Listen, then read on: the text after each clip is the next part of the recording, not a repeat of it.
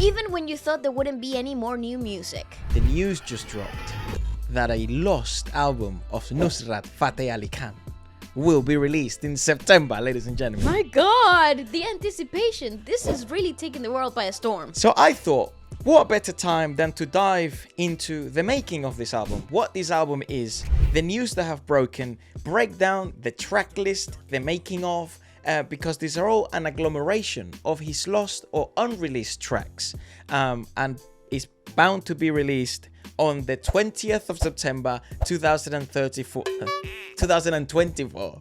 34 years after they were recorded. My goodness. The lost album, named The Chain of Light, was discovered in the tape archives of Peter Gabriel's Real World Records. Oh my God, that's so cool. I love Peter Gabriel. That's the label that signed Khan in 1989 and released a series of universally acclaimed albums with him throughout the 90s. The launch of the album is being supported in part by the British Council. That is ridiculous. Honestly, this is how you know you were iconic. Here's the thing. Even when you pass away, when you're an artist, when you're a musician, when you're a singer, you are immortalized. And this is just a new testament of that. We've all known and we're very familiar with Nusrat Fateh Ali Khan and his impact on both Pakistani and even industries that go beyond Pakistan. Also, due to migration and due to the globalization of the world, he was prime in that era of the 80s, the 90s. He has become the name, the legend, and the household name for Pakistani music. We have Pakistani friends and even friends from all over South Asia. And when you mention that name, everyone's like, no way. Amazing. You know that? Of course, we actually got introduced to Nusrat Fateh Ali Khan through his nephew, Rahat Fateh Ali Khan. Which he trained on stage with him. Since he was very young. How freaking all cool the is time. that? We've reviewed those videos. Let's have a look at the number of tracks and a brief video that was released by Dawn News in English. Okay. Here we go. The Lost Album. This is on footage. Ooh. Oh my God. Oh my God. You're like traveling back in time. This is amazing. Ready? How did they get this stuff? I presume it's 90s Well, obviously stuff. they did it. Obviously they recorded it, but The footage. in the digital era, a lot of this footage gets erased.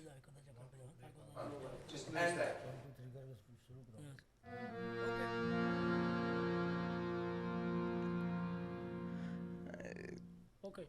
There 1, it is. 2, 3. Live rooms. Analog.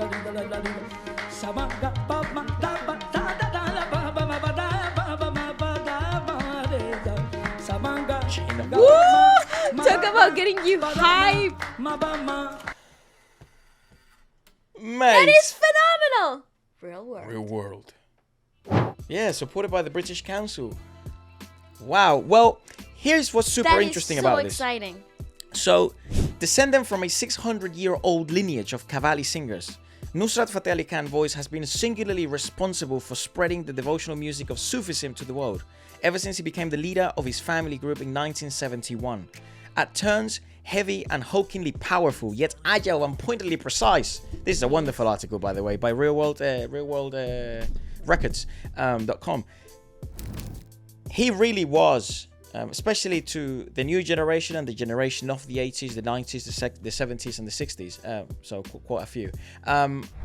The godfather, if you'd like, or the pioneer of Sufi music worldwide. Especially when he came to records and making a stamp and like leaving something that was just far away from the moment. There's interesting like artists that have also. It's actually incredible how aware a lot, because he made so much noise even worldwide.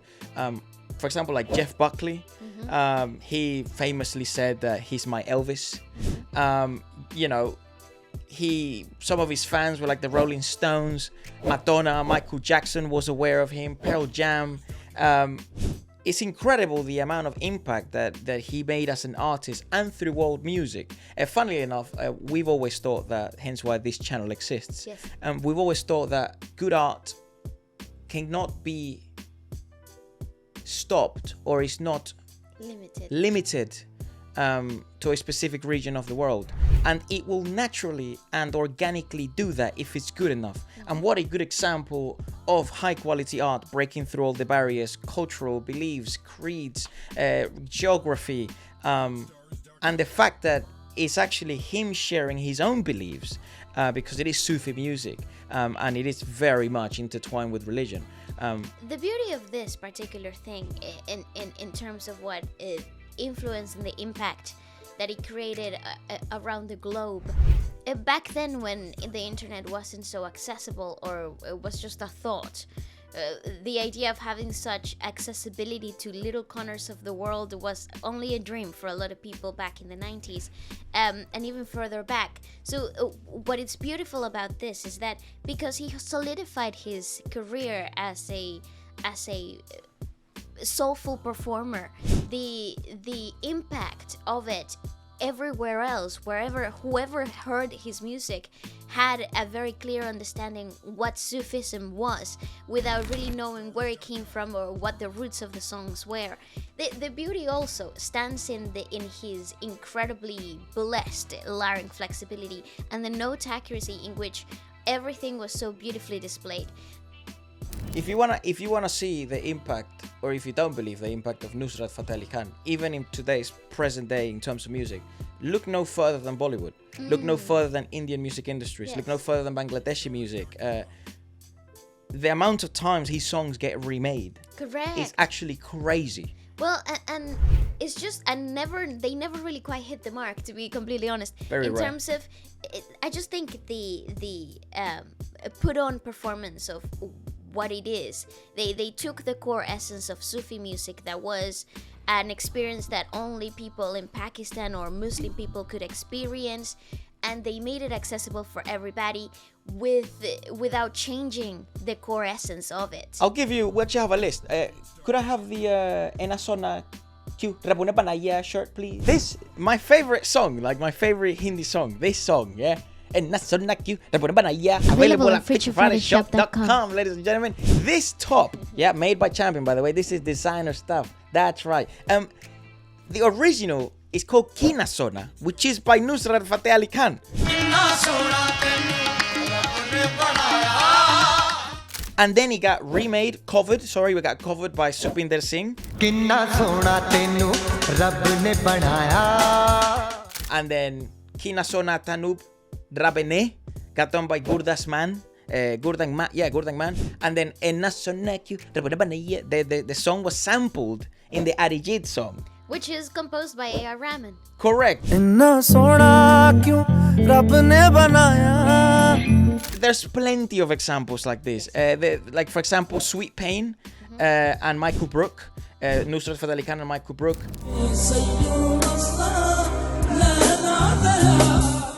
That was sampled in Atoms to Adam. Yeah. Sweet Pain did a remix, a Joy remix.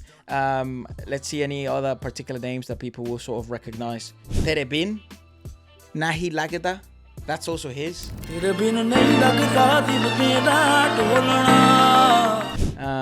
And then there was like Lata Mangeshkar ended up doing a version of that with him.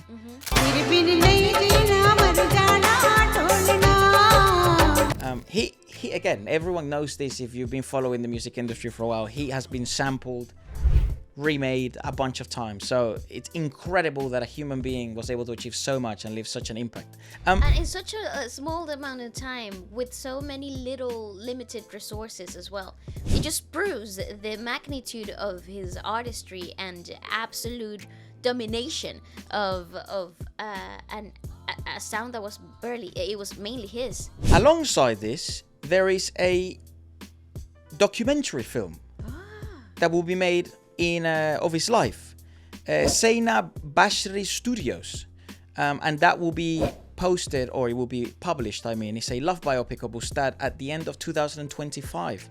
bunch of archives, close family, friends, collaborator, and fans. So I'm really glad that there's a lot of footage. That's so cool. Bloody hell, thanks God it was in like in the 90s, 80s, you know, sort of time. So at least cameras were somewhat readily available. There are LP versions of the album, and then there'll also be CD versions of the album. Peter Gabriel said that I've had the privilege to work with a ton of different musicians from all over the world, but perhaps the greatest singer of all of them, was Nusrat Fateh Ali Khan. What he could do and make you feel with his voice was quite extraordinary, and we were very proud that he has played a role in getting him to a much wider global audience. It was a real delight when we found out that this tape had been in our library. Oh my This God. album really shows him at his peak. It's a wonderful record. My God. And on that note, This is awesome. there isn't much to discuss. I just thought what a fun sort of video to check out, what news to break, and also to sort of set it, you know, remind 3 everyone minutes. that me. He was the greatest. He was him. Don't forget to comment, like, and subscribe, and go to futurefightshop.com. Adiós.